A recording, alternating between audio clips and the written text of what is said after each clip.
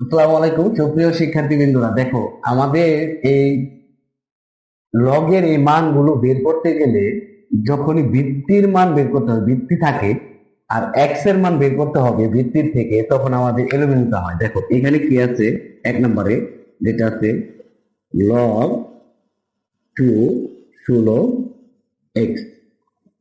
এই জিনিসগুলো আমরা ভুলে ফেলি। দেখো এটা কিন্তু ভিত্তি, এই ভিত্তি তো সহজে চেঞ্জ করা যায় না। বাদ করে তুমি চেঞ্জ করে দিলে হলো না তো। এটা এই পাশে গুণ আছে, এই পাশে ভাগ হয়ে যাবে, এরকম না তো। যোগ আছে, প্লাস প্লাস প্লাস আছে, মাইনাস হয়ে যাবে, এরকম কি? এরকম না। তোমাকে আগে কল্পনা করতে হবে। দেখো আমি একটা টেকনিক তোমাকে আগে শিখাই। ধরো এই যে লগ, এই লগ, এই লগ হচ্ছে একটা চেয়ারম্যান পরিষদ। এটা কি? পরিষদ। আর এই টুটা হচ্ছে কি? চেয়ারম্যান। রাইট? টুটা হচ্ছে কি? চেয়ারম্যান। এখন ধরো এই যে পরিষদ চেয়ারম্যান, আর এটা হচ্ছে চেয়ারম্যানের চেলা, চেয়ারম্যানের চেলা। আচ্ছা, তাহলে এখন মনে করো এই যে চেয়ারম্যানের অফিস, পরিষদ, ইউনিয়ন পরিষদ, এই ইউনিয়ন পরিষদ রেখে চেয়ারম্যান তোমার বাড়িতে গেল। এটা হচ্ছে তোমার বাড়ি, এটা হচ্ছে তুমি। তোমার বাড়িতে একটি চেয়ারই আছে, ধরে নাও তোমার বাড়িতে একটি চেয়ারই আছে।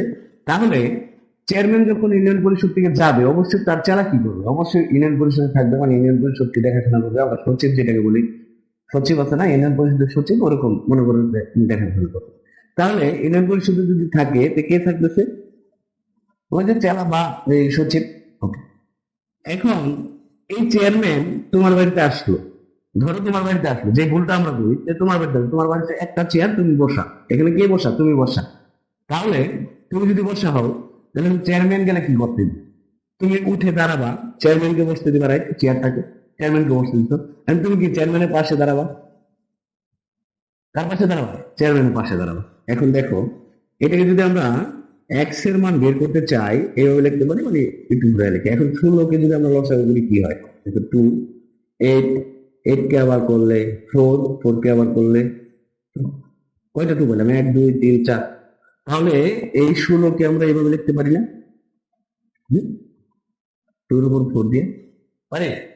এখন দেখো আমার যেহেতু এইটু আর এইটু মিলে গেছে খাতা, তাহলে এখানে এক্স এর মান কত আসছে? 4। বুঝতে পারছি? আচ্ছা, সেম ভাবে যদি আমরা 2 নাম্বারটা কমপ্লিট করি, দেখো এটা যদি বুঝে থাকি তাহলে চলো দেখি একটু প্র্যাকটিস করি।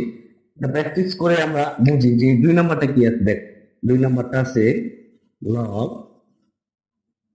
3 8 1 = 8। সেম ভাবে তাহলে ইমেল পরিষদে কে থাকতেছে? এই যে চালা, কে? 81। ওকে। তোমার বাড়িতে গেছে, তুমি বসেছিলা, তাহলে কি তুমি উঠে দাঁড়াবা? দাঁড়ায় কাকে বসতে দিলা? চেয়ারম্যানকে বসতে দিলা। তাহলে চেয়ারম্যান পাশে কে দাঁড়াবে? তুমি দাঁড়ায় থাকবা।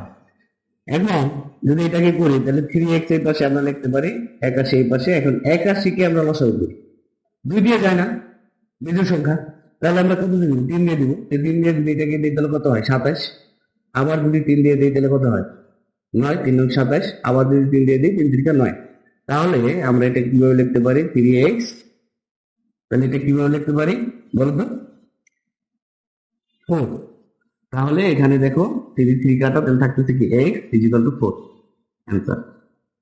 যদি এই দুইটা ম্যাথ আমরা বুঝে থাকি, তাহলে এই যে 3 নাম্বারটা, এই 3 নাম্বারটা আমরা অবশ্যই করতে পারবো।